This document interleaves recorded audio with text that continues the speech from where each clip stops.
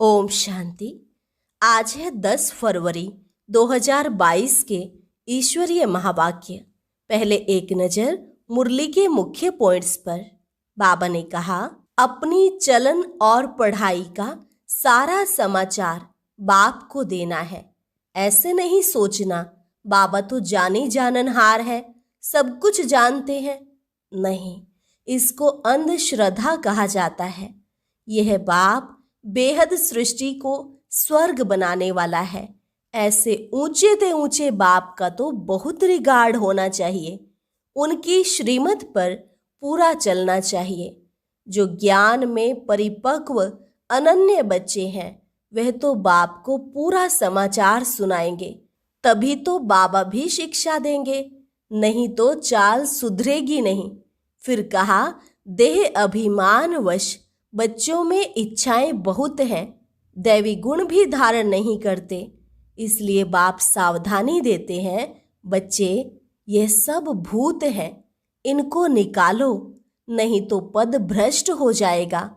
अभी सारी दुनिया की एक्शन ड्रामा में शूट हो रही है। फिर 5000 वर्ष के बाद तुम्हारी यही एक्ट रिपीट होगी। यह सारा ड्रामा तुम्हारी बुद्धि में रहना चाहिए। यह तुम्हारी सच्ची कमाई है जो साथ जाएगी। तुम्हारा सब कुछ स्वर्ग में ट्रांसफर हो जाता है। बाबा तुमको इन कौड़ियों के बदले स्वर्ग में हीरे देते हैं, वो भी ब्याज सहित। और लास्ट में बाबा ने कहा, भले सबकी तकदीर अपनी अपनी है, लेकिन फिर भी मुरली तो जरूर पढ़नी चाहिए। पहले खुद विकारों का दान देना है, फिर औरों का जीवन भी हीरे जैसा बनाना है। और अब सुनते हैं महावाक्यों को विस्तार से। मुरली का सार।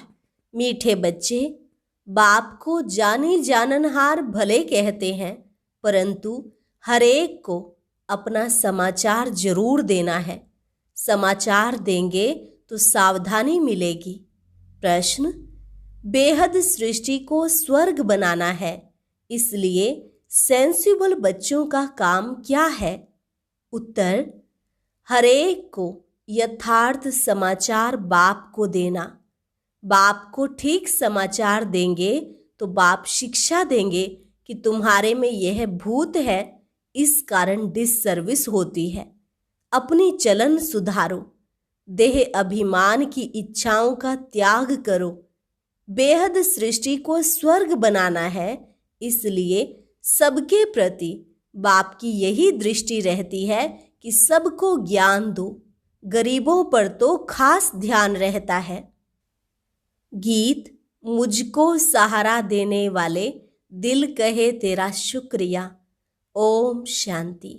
जो अच्छे पुरुषार्थी निश्चय बुद्धि हैं, वह तो समझ जाते हैं कि बरोबर परमपिता परमात्मा जिसकी बंदगी करते हैं, उनकी ही महिमा है। जो भी होकर जाते हैं, उनकी महिमा गाते हैं कर्तव्य के ऊपर। किसकी महिमा को जानते हैं, किसकी महिमा को नहीं जानते हैं। तुम बच्चे तो सबकी महिमा को जानते हो। बाबा को कहा जाता है जानी जाननहार, परंतु जानी जाननहार का अर्थ बच्चे पूरा समझते नहीं। कितने बच्चे समझते हैं, हमारे दिल की बातें तो बाप जानते ही होंगे, हम फिर क्या लिखें। परंतु यह रॉन्ग है। बाप तो एक है। इतने सब ढेर बच्चों के संकल्पों को रीड करेंगे क्या? बाप तो यहाँ आते हैं, आकर टीचर रूप में पढ़ाते हैं, तो समझते हैं यह कैसे पढ़ते हैं, निश्चय बुद्धि है व नहीं। ऐसे नहीं कि वहां परम धाम में बैठ यही ख्यालात चलते हैं। यह समझना बच्चों की भूल है। लिखते हैं बाबा, हम क्या समाचार दें, आप तो सब कुछ जानते हैं। परंतु नहीं, अपनी चलन का, पढ़ाई का समाचार देना है। पढ़ाने वाले को थ्रू ब्रह्मा पोस्ट ऑफिस द्वारा पूछना है। ऐसे नहीं कि आप तो सब कुछ जानते हो, हम बाबा से छिपे नहीं रह सकते। नहीं, इसको अंधश्रद्धा कहा जाता है। बाबा को ब्रह्मा द्वारा समाचार देना है। अनेक प्रकार के बच्चे हैं ना, हर एक को अपना समाचार देना है। इसलिए सेंटर्स से पूछते हैं 12 मास के आने वालों का रजिस्टर और हर एक का ऑक्यूपेशन लिख कर भेजो। अगर बाबा जानते हो तो क्यों पूछे? जो कुछ उनको जानना है वह इनको भी जानना है। थ्रू तो इनके है ना, ट्रंक कॉल भी थ्रू होता है ना। ऑपरेटर को चाहिए तो सुन सकते हैं, परंतु मना है। चाहे तो सुन सकते हैं, उनके पास आवाज ठीक आता है। तो यहाँ भी हर एक को समाचार सुनाना है। बीच में किसको पता नहीं पड़ता तो फिर बीके मुकर्रर है समाचार देने के लिए। जो ज्ञान में परिपक्व अनन्य बच्चे हैं, उन्हों का काम है पूरा समाचार देना। हर एक को कारखाने का समाचार देना है। जो सेंसिबल बच्चे हैं वे लिखते भी हैं। बाबा फिर शिक्षा देंगे, नहीं तो चाल सुधरेगी नहीं। पूरा गुण धारण नहीं करते। देह अभिमान बहुत है, इच्छाएं बहुत हैं, देह अहंकार की। सेंसिबल बच्चे झट समाचार देते हैं कि यह कारण है जो डिससर्विस होती है। बाबा सावधानी देंगे, यह तो भूत है, इसको निकालो, नहीं तो पद भ्रष्ट हो जाएगा। बाबा है बेहद सृष्टि को स्वर्ग बनाने वाला। सबके लिए यह दृष्टि रहती है, तो इनको उठाएं। गरीबों पर खास ध्यान जाता रहता है। दान हमेशा गरीबों को किया जाता है। गरीब ही निमित्त बने हुए हैं, राजाई स्थापन हो रही है। प्रजा तो बहुत होती है। ब्रिटिश गवर्नमेंट थी तो बड़ौदा, ग्वालियर आदि के जो राजाएं थे, एक राजा रानी, वजीर और बाकी प्रजा थी। कोई को 20 लाख प्रजा, कोई को 30 लाख प्रजा नंबरवार थी। तो दरबार में सब राजाओं को बुलाते थे। दरबार भी नंबरवार बैठती थी। महाराजाओं की लाइन अलग, राजाओं की अलग। राय बहादुर, राय साहिब आदि आदि बहुत टाइटल वाले होते हैं, नंबरवार। यह भी ऐसे है। ऊंचे ते ऊंचा बाप, उनका तो सबको रिगार्ड रखना है। बाप ही आकर कल्प कल्प भारत को हेवन बनाते हैं। भारतवासी बाप को गाली देने लग पड़ते हैं। सतो प्रधान से सतो रजो तमो में गिरना ही है जरूर। तो ऊंचे ते ऊंचा है भगवान, फिर उनसे ताल्लुक रखने वाले हैं ब्रह्मा, विष्णु, शंकर, सूक्ष्म वतनवासी। झाड़ का तो पता होना चाहिए ना। बाप को ही इस झाड़ का नॉलेजफुल कहा जाता है, और कोई में भी नॉलेज नहीं है। तो ऊंचे ते ऊंचा बाप, फिर ब्रह्मा, विष्णु, शंकर, फिर प्रजापिता ब्रह्मा और जगतम्बा मात पिता मशहूर है। जगतम्बा सरस्वती है ब्रह्मा की बेटी। उनका भी एक नाम होना चाहिए।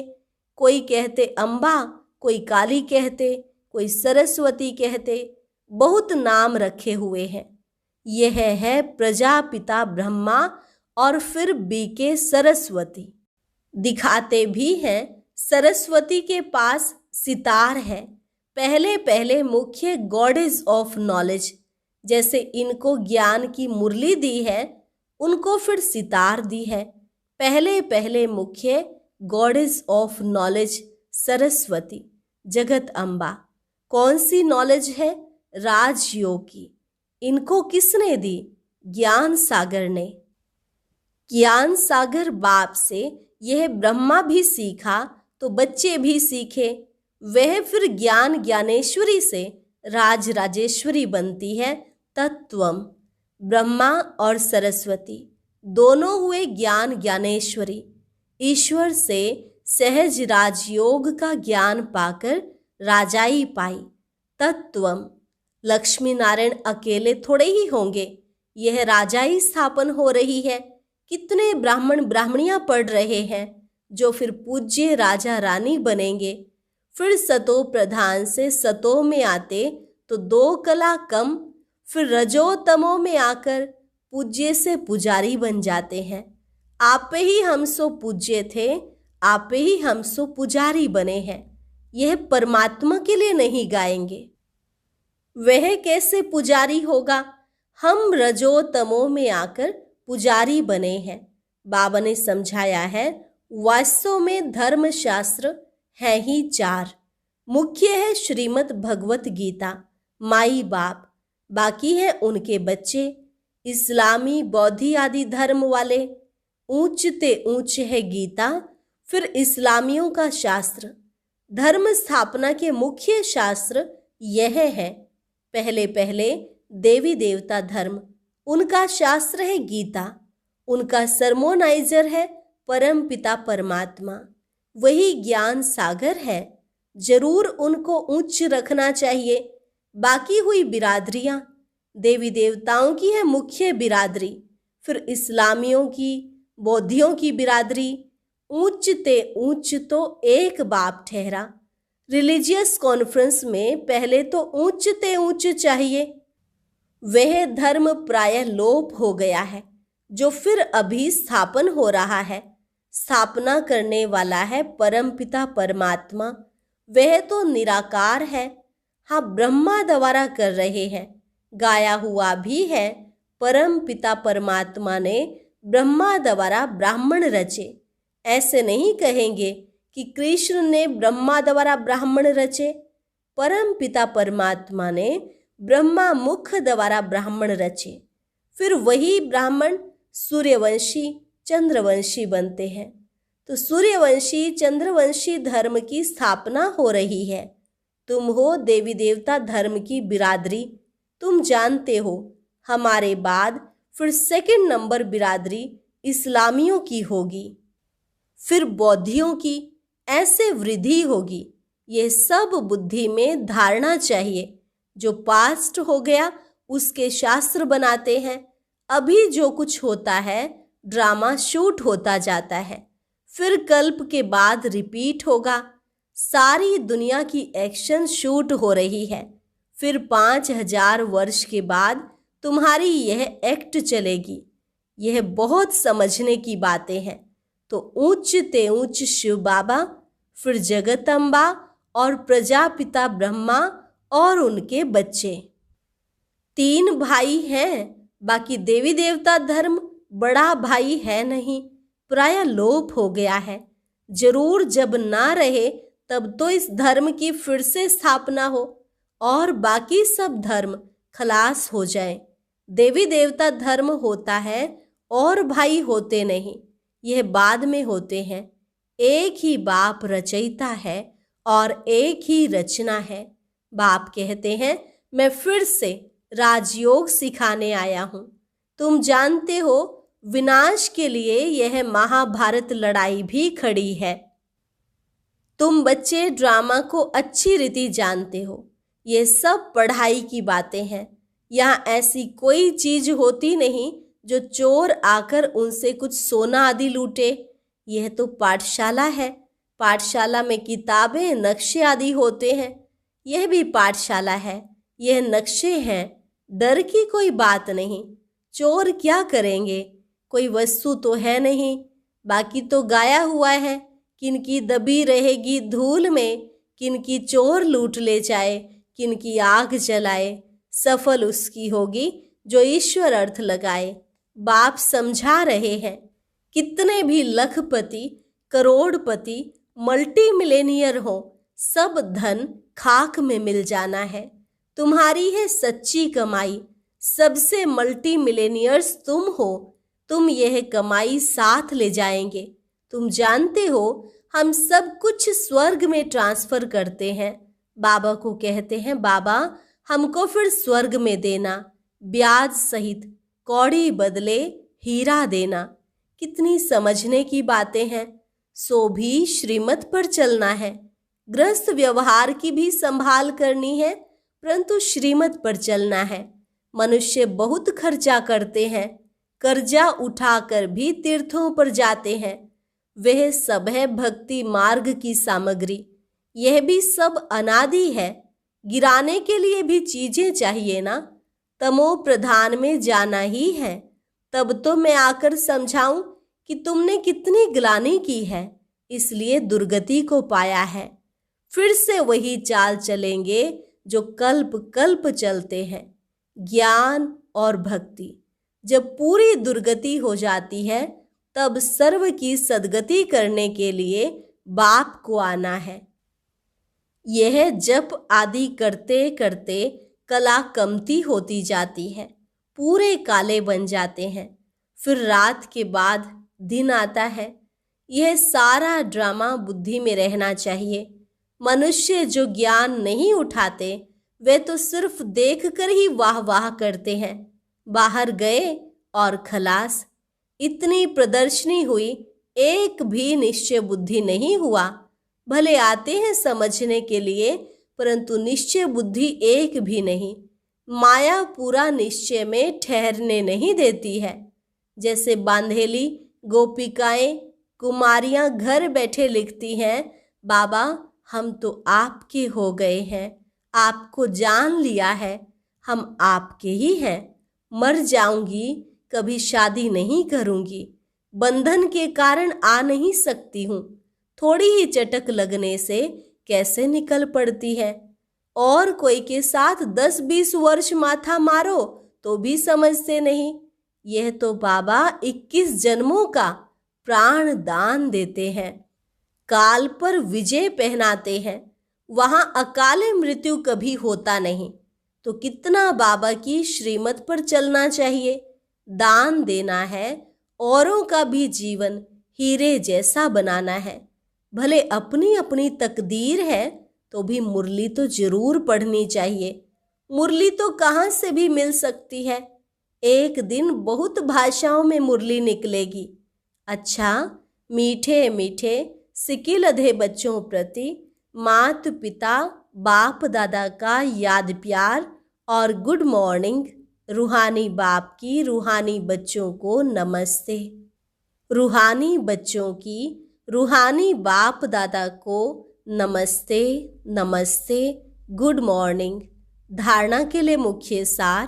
पहली पॉइंट, स्वयं की उन्नति के लिए अपनी चलन और पढ़ाई का सच्चा सच्चा समाचार बाप को देना है। अपनी और सर्व की जीवन हीरे जैसी बनानी है। दूसरी पॉइंट है, गृहस्थ व्यवहार की संभाल करते श्रीमत पर पूरा चलना है। समझदार बन अपना सब कुछ स्वर्ग के लिए ट्रांसफर कर देना है। वरदान, बाप की छत्र छाया के नीचे सदा सेफ्टी का अनुभव करने वाले सर्व आकर्षण मुक्त भव। बाप की छत्र छाया के नीचे सदा सेफ्टी का अनुभव करने वाले सर्व आकर्षण मुक्त भव। जैसे स्थूल दुनिया में धूप व बारिश से बचने के लिए छत्र छाया का आधार लेते हैं, वह है स्थूल छत्र छाया। और यह है बाप की छत्र छाया, जो आत्मा को हर समय सेफ रखती है। उसे कोई भी आकर्षण अपनी ओर आकर्षित कर नहीं सकती। दिल से बाबा कहा और सेफ। चाहे कैसी भी परिस्थिति आ जाए, छत्र छाया के अंदर रहने वाले सदा सेफ्टी का अनुभव करते हैं।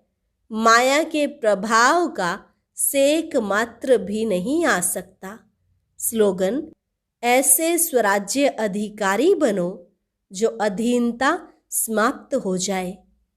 ऐसे स्वराज्य अधिकारी बनो जो अधीनता समाप्त हो जाए।